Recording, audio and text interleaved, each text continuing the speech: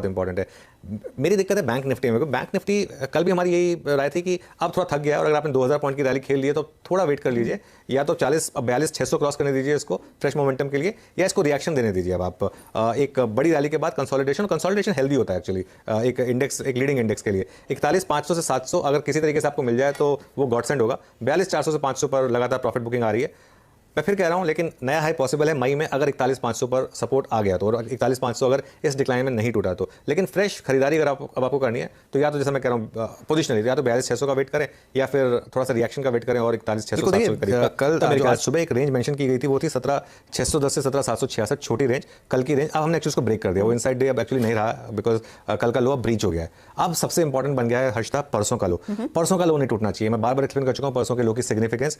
परसों का लो जो 17,574 का था वो 200 सिंपल मूविंग एवरेज, जो कि बहुत इंपॉर्टेंट होता है। 200 सिंपल मूविंग एवरेज मार्केट में सबसे इंपॉर्टेंट लेवल एक्चुअली होता है 200 सिंपल मूविंग एवरेज, और फंडामेंटली भी इंपॉर्टेंट क्योंकि वो इवेंट ड्रिवन लो था जो रिजल्ट आया था उसके बाद से। तो इसके लिए उस लेवल की सिग्निफिकेंस बहुत ज़्यादा है।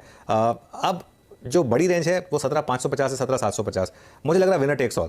जो यहाँ पर मूव होगा 17,550 से 17,750 क्लोजिंग बेसिस पर, याद रखिए इंटरडे में कुछ भी हो सकता है, क्लोजिंग बेसिस पर जो जिस तरफ का मार्केट मूव दिखाएगा मुझे लग रहा है अगले 500 पॉइंट आपको उस डायरेक्शन में मिल जाएंगे। करंट वीकली कॉन्ट्रैक्ट थोड़ा तंग करने वाला लग ही रहा था शुरू से।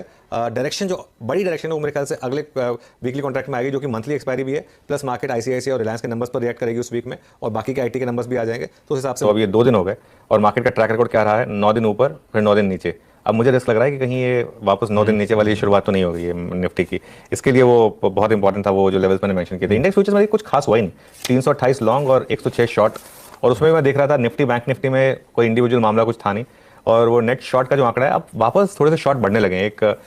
मतलब हम करीब 60% पर पहुंच गए थे, 63 पर ही पहुंचे, कोई बहुत ज़्यादा नहीं है अभी भी। और नेट शॉर्ट जो है वो जो नंबर है वो अभी भी पीक से तो बहुत नीचे है। पीक में तो हम 2 लाख शॉर्ट तक पहुंच गए थे, अब करीब 35-36 हज़ार शॉर्ट हैं। उसमें मैं एक चीज़ नोटिस कर रहा था, ये मैं निफ्टी के स्ट्रेटजी से अलग डिस्कस कर रहा हूँ।